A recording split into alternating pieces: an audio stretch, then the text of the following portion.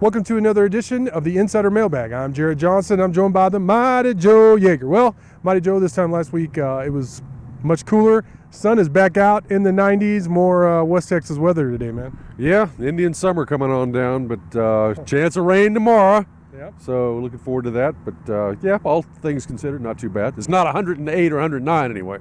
That's true. And I tell you why else the sun is shining in Raider Lane is because I know it was Tarleton State, but Texas Tech notched its first victory of the season. It was much needed. Going into Big 12 play, it's West Virginia week, and so a lot of the questions are centering around just the team and the upcoming game. The first question comes from Nas Raider, who wants to know, out of all the coaches on this board, who would be the most valuable addition to Coach Joey McGuire's staff? Well, you know, it looks to me like he needs a little help maybe on the offensive side more than the defensive side right now, so I'm going to say it's got to be ex-Saddletramp as the offensive coordinator. Oh, no. Yes, sir. Is that You know, sarcastic? no. Okay. He'll get in there, and I believe he'll iron that quarterback situation out just fine. And best man for the job is going to be playing all the snaps, no doubt about it. And we'll just put all this stuff to bed, and everything will be nice from here on out. You know that he's going to be ex-Saddletramp. He's going to be private messaging you like crazy. Like, y'all are going to be best friends now, just so you know. I'm going to go with Texan, who is one of my favorite posters all time on Raider Power or Inside the Red Raiders. He throws out these weird memes at weird times. He also bought us some Holly's cheeseburgers one time when we went to go scout Baron Morton when he played a game in post. And he's got a positive outlook, but when things get real, he will have a real outlook. I mean, I'm not saying he goes negative, but I just think he could help with the overall morale of the team right now, which they might need, you know, considering the 1-2 start in non-conference play. And he seems like a really good dude. Next question comes from I Wear Boots, who wants to know, this is a good one for you, my Joe. Will the basketball team have a chance to be 500 in conference play this year? That's a good question. Yes, it is. And yeah, I think they're going to have a chance, but it won't be easy. Yeah. I mean, you know, when I did an article maybe 2.5 months ago, we're kind of like an early projection of the Big 12, and I think I had Texas Tech at number 9 in the Big 12. So if, you know, the number 7 team, you figure they're probably right around 500. You know, you do the math, a couple of spots below that. So, you know, I would say right now probably finish a little bit below 500, but close enough to 500 that it's kind of within the I don't know, the Realm of possibility. The realm of possibility, the margin for error, or whatever you want to call it. So they got a shot at it. And if they do hit 500, then they're definitely going dancing, I would say. Oh, yeah, in this conference, which should be the best basketball conference in the country again. All right, next question comes from Syntex Red Raider, who wants to know, will Texas Tech athletics stay with Under Armour or switch to Adidas? Yeah, I know that there's been a big push from Mahomes, who, of course, is with Adidas, that he would like Texas Tech to be under the Adidas banner.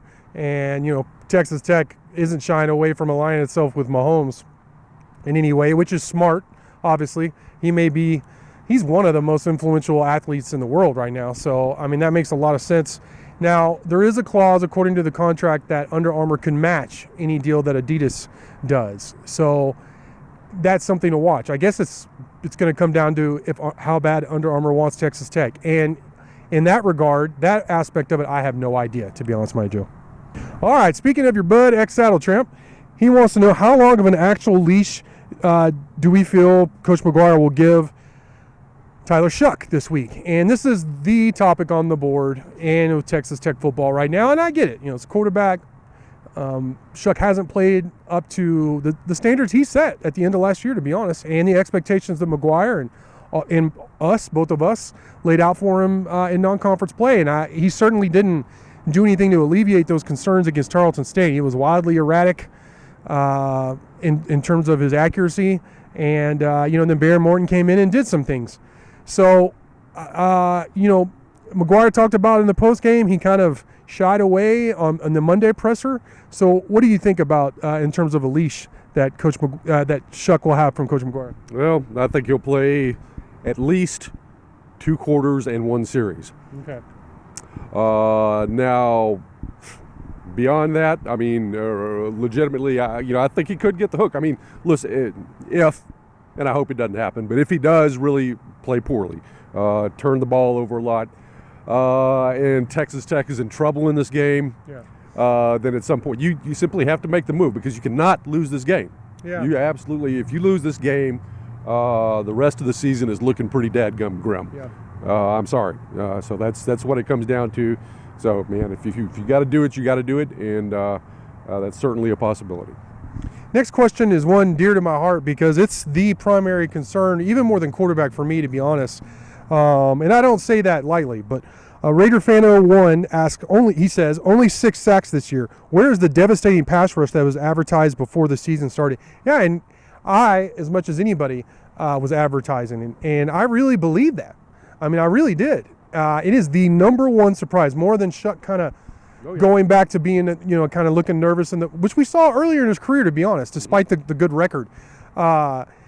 This has been the biggest surprise. I mean, if you look at Tim DeRuyter's track record, he has put in multiple edge rushers in the NFL, including, of course, Tyree Wilson last year from Texas Tech. But even after Wilson went down last year, Texas Tech it really wasn't much of a drop-off, which was a big surprise to me after Tyree went down at the end of last year. So, I don't have an answer other than Linton hasn't been as advertised. Miles Cole had a good game against Tarleton State, which was good. But then Isaac Smith also went down. I think that was a big loss as well, Mighty Joe. Yeah, the Linton situation is, I think, the key. We just didn't get a true bill, on him. We heard you directly, me through you, of how the coaches were just couldn't praise Steve Linton highly enough. And then to compound the problem, we saw him in the spring game just look completely unblockable. Unfortunately. Against Texas Tech's offensive tackles. That's the key. So, you hear something from the coaches, then you see it confirmed on the field in the spring game, and you're talking, okay, this is a double-digit sack guy here. And Texas Tech's pass rush is going to be really good with the 2 veteran guys in the middle. Miles Cole will be competent on the other side. Linton has not materialized, and realistically, Miles Cole is more of a run-stop guy than a pass rusher. Kind of like Too Tall Jones was with the Cowboys for all those years. Same sort of deal. So it's just not there right now, and you hope if this pass rush is going to get it going, it's because some of the young guys. Somebody like a Dylan Spencer, Joseph Adedire, Harvey Dyson, maybe people like that stepping up and coming along, and they should improve as the season goes along. So I think there is some hope that there will be improvement in this area. DL Vet asks, really the question, is this the week the Red Raiders break through for a road win? The record's not good. I think it may be 1-7 in terms of true road games under Joey McGuire. That one win was a big one at Iowa State in Ames last year, but that's a poor record. And Tech is favored. I think last I saw they were 6.5-point favorites in Morgantown, and West Virginia's coming off a big win over Pitt.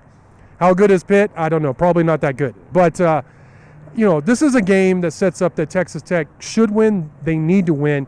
But the question is, Joe, will they win? Yeah, I believe they're going to get it done, but not before a lot of anxious moments. I see this as a very low-scoring, tense, hard-fought game. Nobody ever gets much of a lead, and it's going to go deep into the fourth quarter before it's decided. I really don't feel good about Tech covering the spread, to be perfectly honest. But I do think they're going to get the job done when it's all said and done. And Texas Tech did a great job of winning close games last year. Even 3 in overtime. This year, they've fallen short. This is when that's what it's all about. Especially in conference play, you're going to be playing some close games. You got to make the plays down the stretch. This is a veteran team, which a lot of the guys have done it before. They need to do it this week. And I do think they will, but I agree with Joe. I don't think it's going to be easy at all. If it was here, maybe so. It's not. It's in Morgantown. We'll have to see how it goes, but I do believe they'll win a close one.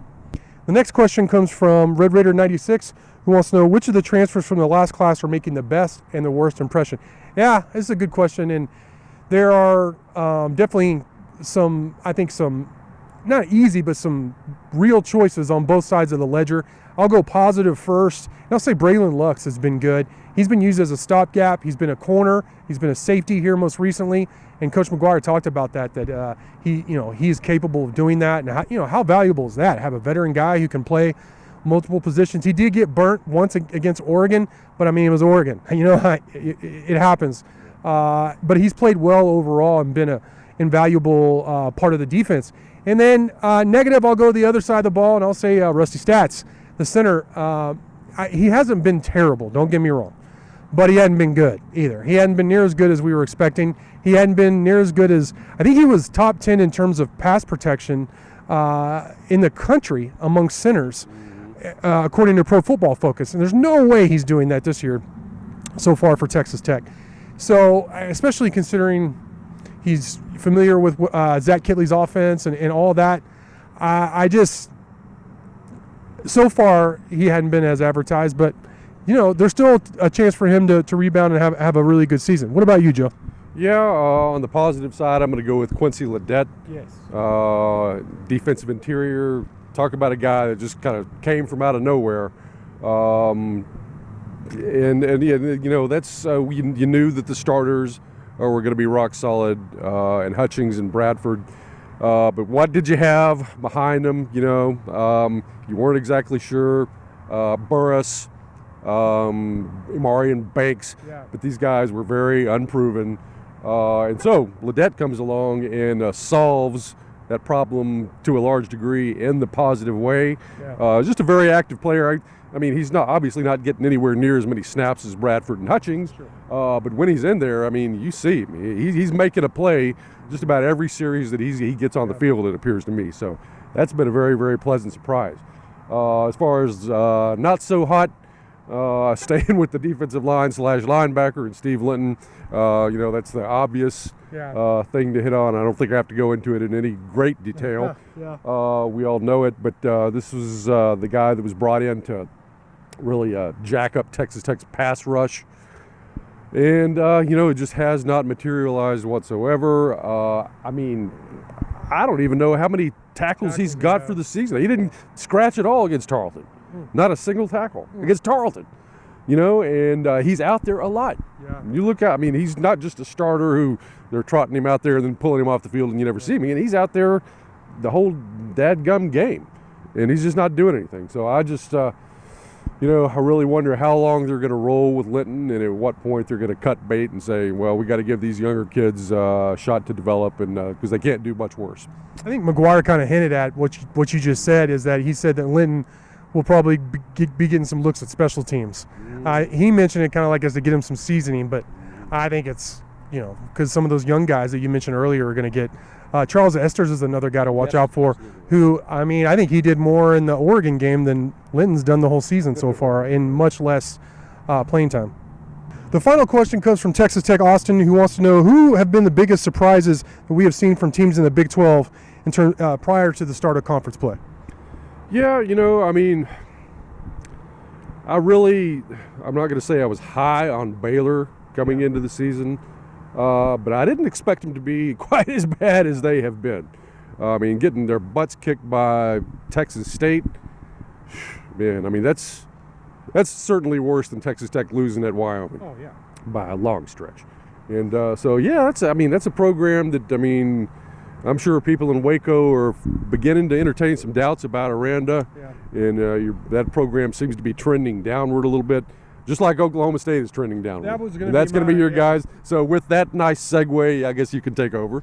I would have said Baylor too, because losing at home to Texas State like that, come on, but man, the loss to South Alabama, I'm not necessarily just shocked that they lost us because South Alabama, because I was wondering with the Big 12 picks, I went back and forth, and but I didn't expect South Alabama to beat them the way they did. Now, when I heard Alan Bowman was going to be the expected starter, I'm just being honest, I thought, well, they're going to be in trouble. I mean, because I haven't been high on Alan Bowman for a long time. He was really good before his injuries in Cliff Kingsbury's system.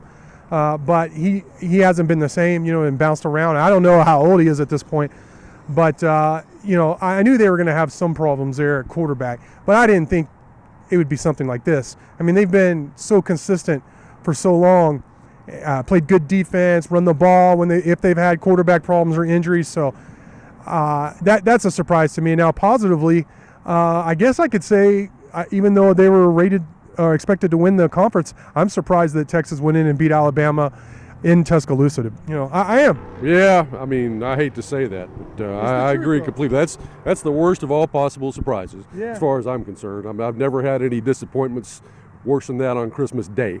And believe me, I got a Jackson Brown album one year for Christmas, and that was pretty dadgum disappointing. You don't like Jackson Brown? No, I don't like Jackson Brown, never did. My mom liked Jackson Brown, and she had a tendency to buy people what she liked, sometimes more than what they liked. So.